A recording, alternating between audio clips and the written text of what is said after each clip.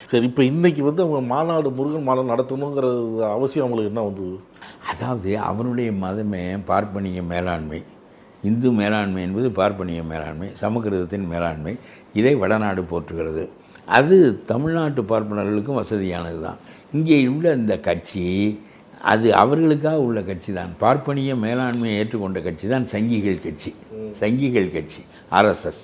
அதனாலே அவர்கள் என்ன நினைக்கிறார்கள், அவன் என்ன பாஜக என்ன சொல்லுது, நாங்களாம் நடத்துகிறோம், அந்த இந்து முன்னணியை அவங்க நடத்துகிறாங்க அப்படிங்கிறாங்க.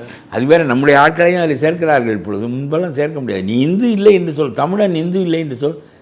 இந்த இந்து மதத்தை ஓக்காத வரையிலும் இந்த சங்கிகள் இப்பொழுது முருகனை கையில் எடுத்து இந்துவாக ஆக்குவார்கள். சங்கிகள் இப்பொழுது முருகனை தமிழ் கடவுள் நிலையிலிருந்து இந்து சமய கடவுளாக ஆக்கிவிட்டார்கள். இந்து சமய கடவுள் என்பது பார்ப்பனிய மேலாண்மை கடவுள். அதுதான். ஆகவே நமக்கு பிராமணனோடு என்ன பகை என்றால் அவனிடம் ஒரே ஒரு கெட்ட குணம். அதாவது தமிழ் கடவுளை வந்து இந்து கடவுளாக மாற்றுறாங்க அப்படின்னு சொல்கிறீங்க. அவங்க ஏற்றுவாங்களா? வடமாநிலத்திலாம் ஏற்றுவாங்களா? யார் வடநாட்டில் எதுக்கு பண்ணா? நம்மளை இந்து மதத்தை ஏற்றுக்க வைக்கிறான்ல, நம்மளை கவுக்குறான்ல, நம்ம இந்துவாயிடுறோம்ல. ஓ, நம்ம முருகன் இந்து கடவுள் தான், ஆகவே நம்மளும் இந்து தான் என்று கருதினால் நாம் பார்ப்பனுடைய செருப்பை துடைப்பதற்காக ஏற்பட்ட சமூகம் என்ற கருத்து உனக்கு விளங்காது. பார்ப்பனிய மேலாண்மை, இந்து மதத்தின் சாரம் என்பது பார்ப்பனிய மேலாண்மை.